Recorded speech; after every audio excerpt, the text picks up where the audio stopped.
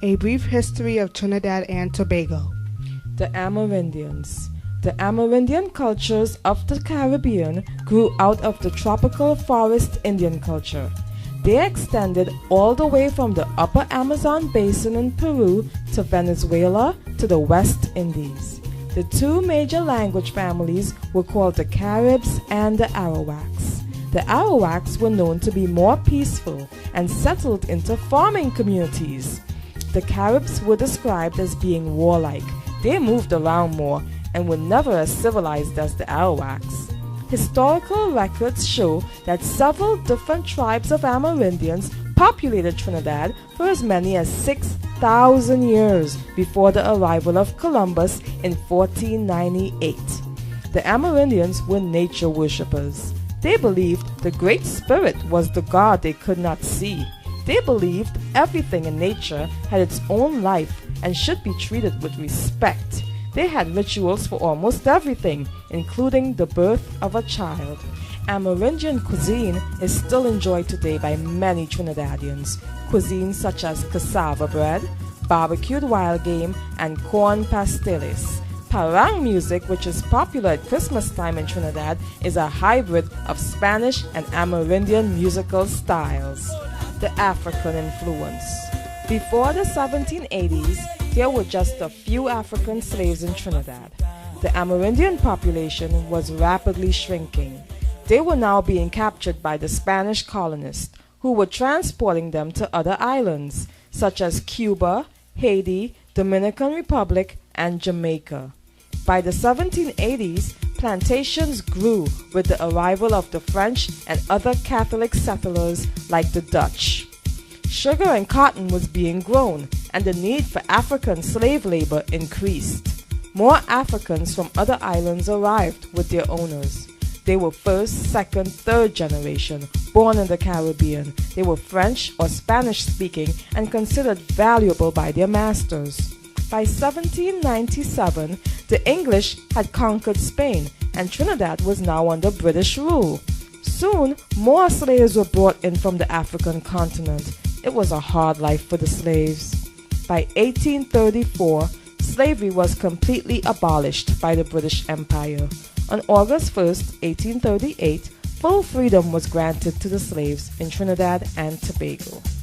As the older Africans passed away, the dominant population consisted of Creoles, people of African descent mixed with French, Spanish, and English. Tobago's experience, however, was slightly different to Trinidad's.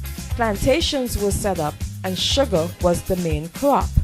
The majority of the population was African, and many of the planters did not live on the island. When slavery was abolished in 1834, the economy suffered, and because of this, in 1889, the British merged Tobago with Trinidad. Both islands gained independence from England in 1962. Today, the African influence is still present in our music, dance, religion, language, and food.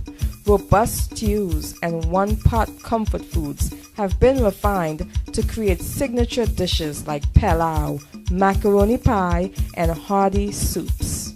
The East Indian and Asian influence. From the 1830s to 1917, after slavery was abolished, landowners imported thousands of laborers from China and the Middle East. Starting in 1845, they were replaced by laborers from India. At one point, over 170,000 laborers were working on vast sugarcane and cocoa plantations. These laborers would sometimes work up to 12 hours in the hot sun under poor conditions. During World War II, large numbers of U.S. soldiers and sailors were posted to Trinidad to build and maintain military bases. Better roads were built and transportation improved. Many rural East Indians, for the first time, found sources of income outside of the cane field. Today, East Indians make up a little under half of the island's population. Trinidad's culture is heavily influenced by East Indian culture through festivals such as Diwali, the Festival of Lights, and Pagua or Holi. also through foods such as roti and curries and various Indian desserts. In Trinidad and Tobago, a combination of cultures can be found across the islands. These influences are also present during the Carnival Festival, where a fusion of Amerindian, European, African, Middle Eastern, Asian, and East Indian heritage are all represented. This was a brief history of Trinidad and Tobago.